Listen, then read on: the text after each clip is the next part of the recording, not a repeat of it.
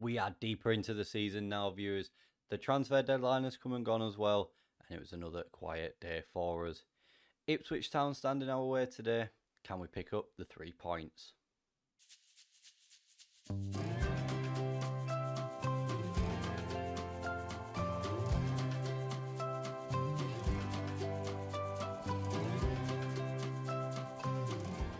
Transfer deadline day brought us one new face and views, and here he is. It's Charlie Fowler, who's come on loan from West Ham United for the season. He can play on that right hand side of the wing and in the striker role as well. Currently a 3.5-star player, potential to be a 5-star player. We are primarily going to be playing him on the right hand side. Crossing could be a little bit better for that, but other than that, I think he's got all the hallmarks of a very, very good player for us. Acceleration of 17, pace of 15 stood out to me. Good passing, good dribbling. I think he'll be able to get his head down with that flair as well and off the ball and composure to be able to make some moves in that final third of the field for us and try and get the ball into the box. He's joining for the year, as I said, on £13,250 a week. And we've afforded that by selling one player. A bit of a forgotten man for us last season who only made one start for us. And that man then leaving the club is Ryan Gold, viewers. He started, I said one game. He started 6 for us last season and made a few appearances off the bench. Didn't really make the impact last season. Didn't really make an overall impact for us either in those 18 months. We sold him for £700,000. He was on £14,000 a week, so we're saving a little bit of money and we've reinvested that into Charlie. I think we've got better options in that midfield now. Gold has left the club aged 31. Spent £3 million on him. Big loss. Did do well, I think, in his first season, but last season did not make the impact that we needed, so he has found himself a move. And plenty of games have come and gone then since we met, viewers, in that opening day against Huddersfield. After that, we won 4-3 against Watford in a crazy game where we were 4-1 up in the 63rd minute. And then just to give us a little bit of nervous times ahead, Benjamin Gary scored for Watford in the 65th and 68th minute after we scored in the 63rd. Thankfully, we held on and picked up 3 points on the road. Then we had a London team travelling to us where we played really, really poorly. And as you can see, we scraped 2 90th minute goals with Scotland and Gallagher finding the back of the net. I thought we were going to put in an awful performance. Charlton had literally one shot on target. It went in the back of the net. I thought it was going to be one of those days where FM doesn't like us, but it liked us on this occasion with those 2 90th minute goals. Then in the Carabao Cup, we were 2-0 up after just 5 minutes, and we went on and won 4-2 against Sheffield Wednesday to progress through to the next round. Then a run of draws hit us, viewers, where we started off with a 3-3 draw away at Peterborough with 2 goals in the 19th minute. One for them, one for us. And we scored a minute later as well in the 20th minute to make it 2-2. Then Solanke put us 3-2 up in the 39th. And then in the 90th minute, Peterborough drew one back and stayed at home with a point. On the road again, we drew 1-1 after being 1-0 down to Aston Villa in the 13th minute. Solanke, with 11 minutes remaining, breaking the deadlock for us and getting us a point. And the third draw in a row came at home against Brentford in a game where we were 2-0 up in a disappointing collapse where they scored in the 89th minute after a Solanke brace. Very, very disappointed that we've not been able to hold on and get 3 points there. But we turned our attentions to the Cup and we put Sunderland to the sword with a 4-1 home victory. And as a reward for that, we've been given a home tie against Bournemouth in the next round. And then after those 3 draws in the league, the first loss came in a second game of the season where we didn't score. And that was a 1-0 loss at home to Blackburn. Not a good performance by any stretch of the imagination, and we need to vastly improve for this Ipswich game. So after 7 games, we find ourselves lingering in mid-table on 10 points with 2 wins, 4 draws and 1 win with positive goal difference of just +1 at the moment. Positively though, Solanke's got 5 goals and joint top player of the match as well, so that's always good. Hopefully he can get some more goals for us today and another player of the match performance. Let's go have a look at the starting 11 for this game against Ipswich and see if new boy Charlie Fowler can make the impact on his debut. Here we are then, the starting 11.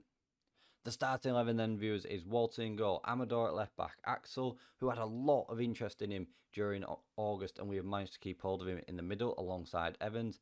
Fairlawn comes in at right back. Hughes and Wynn in the centre for us today with Miller on the left. Fowler makes his debut on the right and Scotland and Liam Gibbs start up top for us today.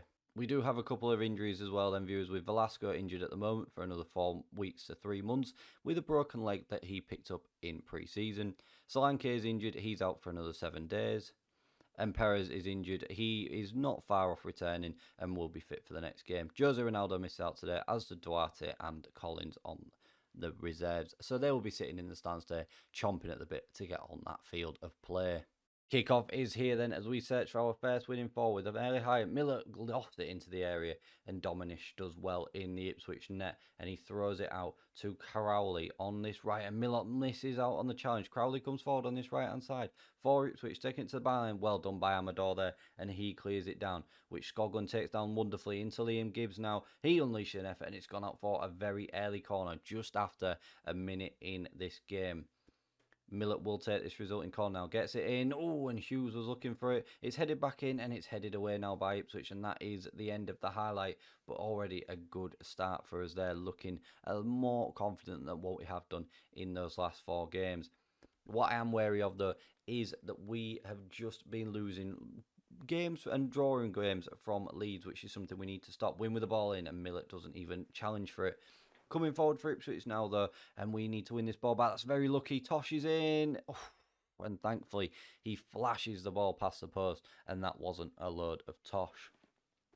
Just looking at the transfer window overall, I think we've had a very mixed window. It's been very hard, I found, to attract the calibre of players that we were looking for. We've got a fair bit of money to spend, about 14 million and 60,000 in that wage budget, but the calibre of players available to us this summer, for some reason, was not as high as what it was last year, and I think that might affect us a little bit. I think what we brought in is quality, but I'd rather bring in quality than quantity, as Ungaru is in here and forces a good save from Walton.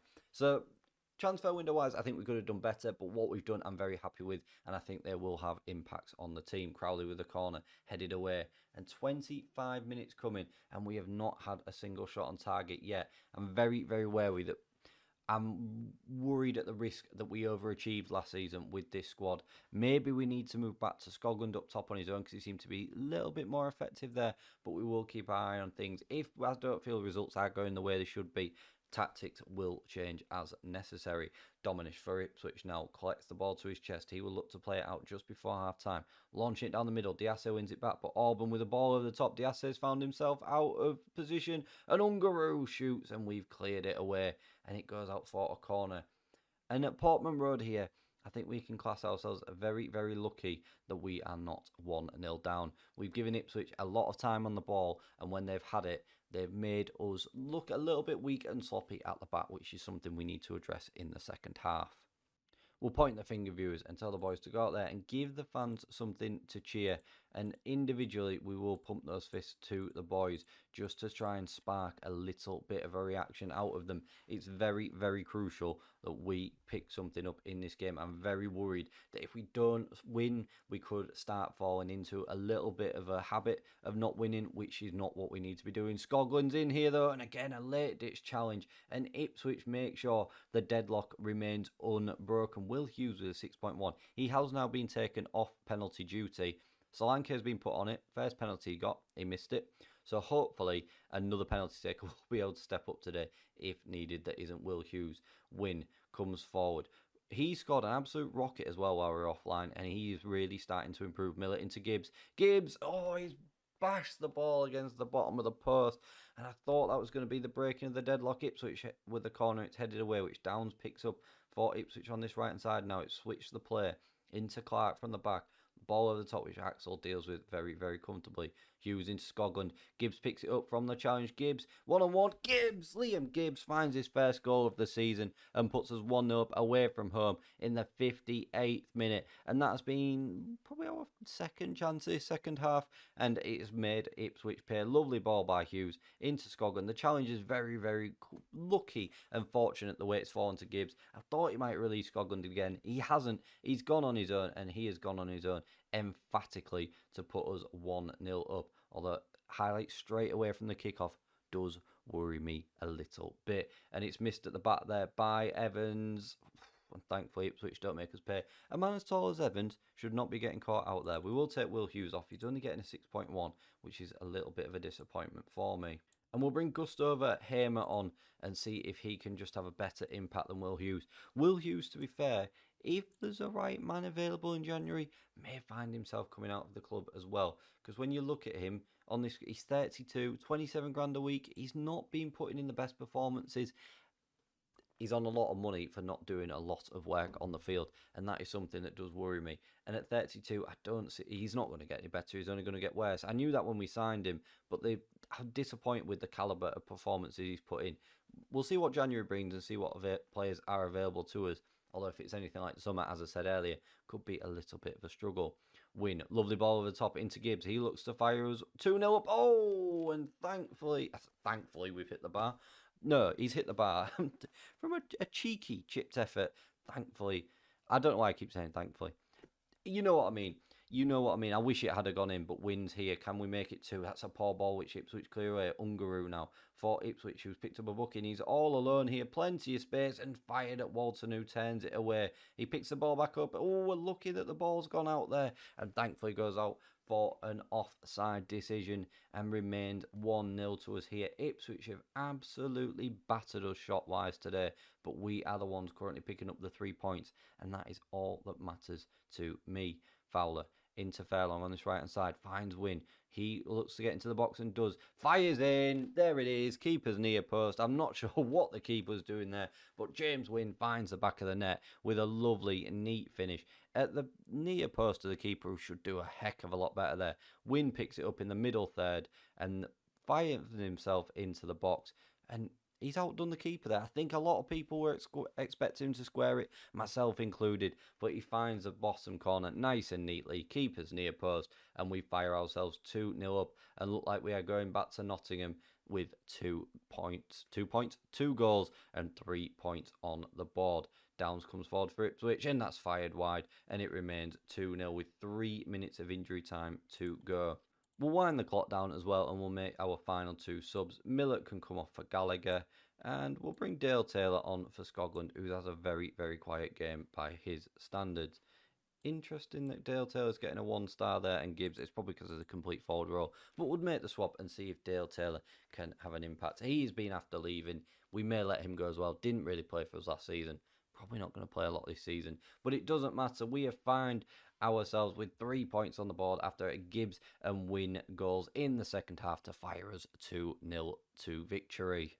Tell the boys that was a good win, and that is exactly what we needed after 4 games without a win to get back on track and just climb up towards those playoffs, where we find ourselves just 2 goals away from them at the moment, behind Sunderland.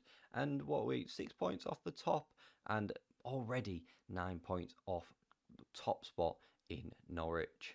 What we'll do is, viewers, we'll leave it there for today. We've got a short September, and we will come back at the start of October for the game against Bristol City. They're currently sitting 12th, so a team not too dissimilar from us, because everyone else around us that we've got coming up at the moment is towards the bottom of the table. Hopefully we can pick up another 3 points in that game, and plenty of 3 points before it as well.